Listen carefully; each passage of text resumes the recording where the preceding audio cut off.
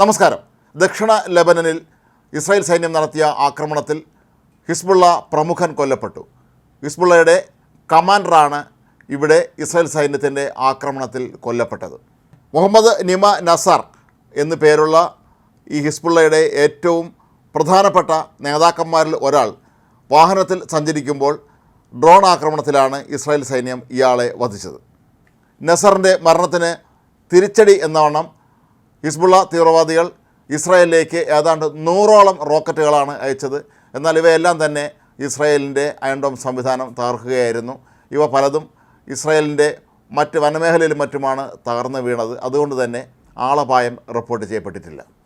കഴിഞ്ഞ 9 മാസത്തിനകം ഇസ്രായേൽ സൈന്യം വധിക്കുന്ന ഹിസ്ബുള്ളയുടെ ഏറ്റവും പ്രധാനപ്പെട്ട നേതാക്കളിൽ ഒരാളാണ് നസർ. ഇയാളെ അബു നിമ എന്ന പേരിലാണ് ഹിസ്ബുള്ള തീവ്രവാദികൾക്കിടയിൽ അറിയപ്പെടുന്നത്. ടയർ നഗരത്തിൽ ഇയാളും അനുയായികളും ഒരു കാറിൽ സഞ്ചരിക്കുമ്പോഴാണ് ഇസ്രായേൽ സൈന്യം അയച്ച ഡ്രോൺ കാറിന് മേൽ പതിച്ച് ഇയാൾ കൊല്ലപ്പെടുന്നത്. കൂടാതെ മറ്റ് 2 പേരും കൊല്ലപ്പെട്ടിട്ടുണ്ട്. ഇവരിൽ ഒരാൾ ഹിസ്ബുള്ള തീവ്രവാദിയാണ് എന്നും റിപ്പോർട്ടുണ്ട്. നസർ കൊല്ലപ്പെട്ട വിവരം ഹിസ്ബുള്ള തീവ്രവാദ സംഘടന തന്നെ സ്ഥിരീകരിച്ചിട്ടുണ്ട്. നേരത്തെ ഹിസ്ബുള്ളയുടെ മറ്റൊരു നേതാവായ തലേബ് അബ്ദുള്ളയെ ഇസ്രായേൽ സൈന്യം വധിച്ചിരുന്നു. ഇയാൾ നസർ മേഖലയുടെ കമാൻഡർ ആയിട്ടാണ് അറിയപ്പെട്ടിരുന്നത്. മാത്രമല്ല, കഴിഞ്ഞ ജനുവരിയിൽ ഹിസ്ബുള്ളയുടെ തന്നെ മറ്റൊരു പ്രമുഖനായ വിസാം അൽ തബീലിനെ ഇസ്രായേൽ സൈന്യം ഇതുപോലെ വധിച്ചിരുന്നു. 2016 മുതൽ ഹിസ്ബുള്ളയുടെ അസീസ് യൂണിറ്റിൻ്റെ തലവനായി പ്രവർത്തിച്ചു വരികയായിരുന്നു ഈ നസർ. ഇസ്രായേലിലെ വിവിധ മേഖലകളിലേക്ക് നിരന്തരമായി റോക്കറ്റ് ആക്രമണവും മറ്റും നടത്തുന്നതിൻ്റെ മുഖ്യ ചുമതലക്കാരൊരാളായിരുന്നു നസർ. 2006 ഇസ്രായേൽ സൈനികരെ തട്ടിക്കൊണ്ടു പോയതിന് പിന്നിലും ഇയാളാണ് എന്നാണ് ഇസ്രായേൽ അന്ന് ആരോപിച്ചിരുന്നത്. അതുകൊണ്ട് തന്നെ ഇസ്രായേൽ വധിക്കാനായി പ്രധാനമായും ലക്ഷ്യമിട്ടിരുന്ന ഹിസ്ബുള്ള തീവ്രവാദി നേതാക്കളിൽ ഒരാളായിരുന്നു നസർ.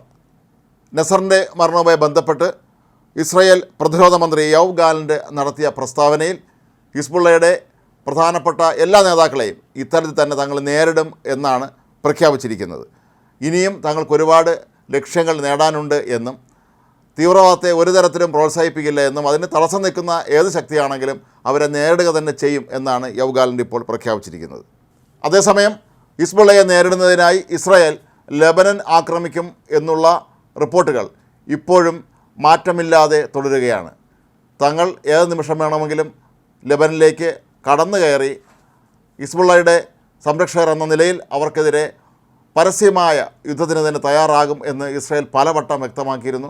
മാത്രമല്ല, ഇത് സംബന്ധിച്ച രൂപരേഖ ഇസ്രായേലിലെ ഉന്നത സൈനിക മേധാവികൾ നേരത്തെ തയ്യാറാക്കുകയും ചെയ്തിരുന്നു. എന്നാൽ അന്ന് ഹിസ്ബുള്ള ഇതിന് തിരിച്ചടി നൽകിയത് തങ്ങളെ ആക്രമിക്കുകയാണെങ്കിൽ ഇസ്രായേലിലെ തന്ത്രപ്രധാനമായ എല്ലാ സ്ഥലങ്ങളും തങ്ങൾ ആക്രമിക്കുമെന്നും അതിനുവേണ്ടി തയ്യാറാക്കിയ ഇസ്രായേലിലെ ഏറ്റവും പ്രധാനപ്പെട്ട സ്ഥാപനങ്ങളുടെയൊക്കെ തന്നെ ഡ്രോൺ ചിത്രങ്ങൾ ഹിസ്ബുള്ള തീവ്രവാദികൾ പുറത്തുവിടുകയും ചെയ്തിരുന്നു. അതുകൊണ്ട് തന്നെ തങ്ങൾക്ക് നേർക്ക് എന്താക്രമണം ഉണ്ടായാലും അതിനെ നേരിടുമെന്നാണ് ഇപ്പോൾ ഹിസ്ബുള്ള പറയുന്നത്. അമേരിക്ക ഉൾപ്പെടെയുള്ള രാജ്യങ്ങൾ ലെബനനെ ആക്രമിക്കുന്നതിനോട് തീർത്ത് യോജിക്കുന്നില്ല.